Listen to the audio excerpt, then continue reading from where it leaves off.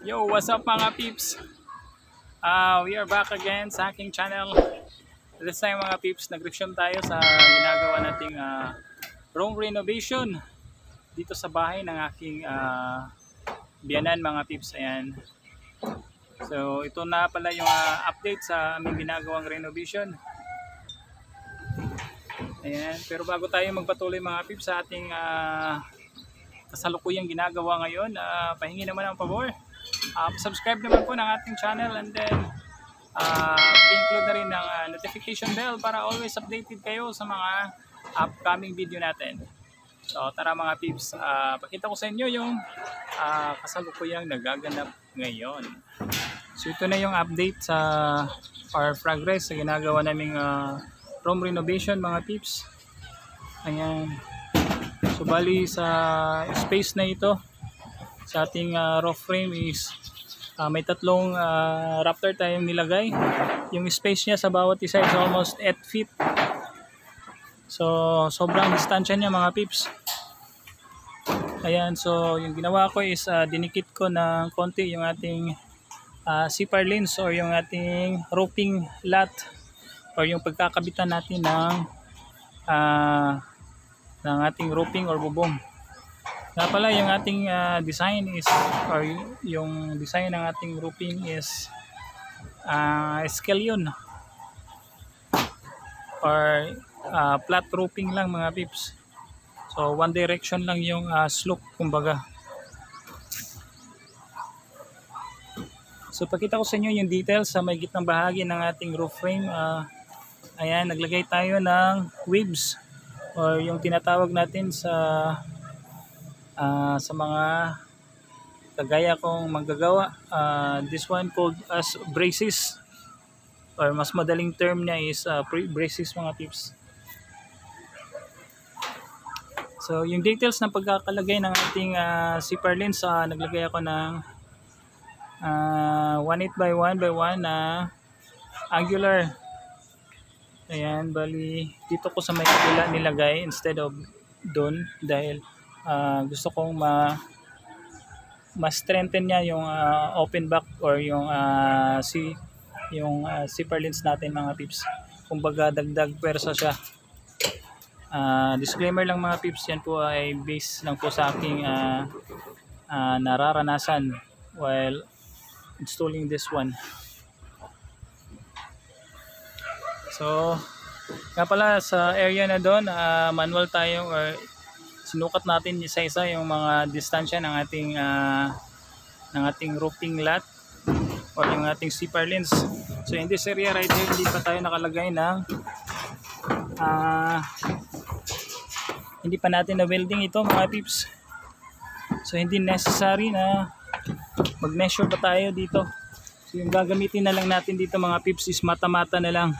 Wow. So isa-sight na lang natin siya kung straight na ba doon sa may kabilang dulo. So once straight na siya, then saka natin ilalagay itong ating nakakat na angular na 1/8 by 1 by 1, and then saka natin i-welding. So ganyan lang po yung mga tips. So para mas maintindihan nyo, pakita ko sa inyo kung paano ko ginagawa ito.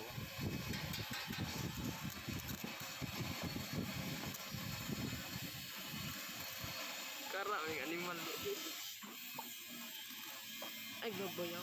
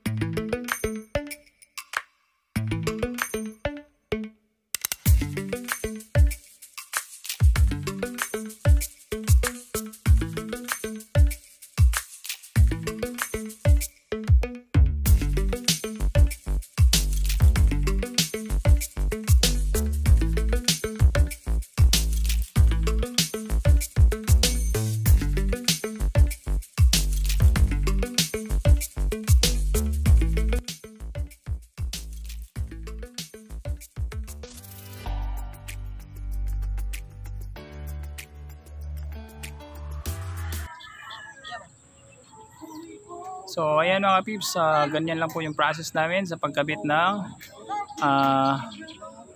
roofing lat or roof batten mga peeps, o yung pagkakabitan ng high rib or rib type na roofing, or kahit corrugated lang pwede. So wanna give you the details again ng ating ginawang truss frame or roof frame, brother. Ayan, bali tatlong rafter lang po yung ating nilagay, and then yung distance niya between each rafter is less than 8 inches. And then yung dito sa may gitnang bahagi is naglagay tayo ng mga weaves para sa ating rafter, para at least may pwersa siya, dahil nga po dito sa may gitnang bahagi is hanger lang po yung ating yung horizontal from dun sa may top plate niya. And then nga pala yung tawag sa may patungan ng ating rafter is top plate, and then this one is the ang tawag nito range board, yung pinaka-top na patungan or yung nagsisilbing holder ng ating rafter. Nga pala, I'm here with my son and then yung mga pamangkin ko at saka yung aking bilas. So late na tayo nakapag-start mga peeps, dahil nga po sobrang init. From 11 to 3 PM sobrang init. So around 4 PM tayo nag-start, and then ito yung naging progress mga peeps. So bali next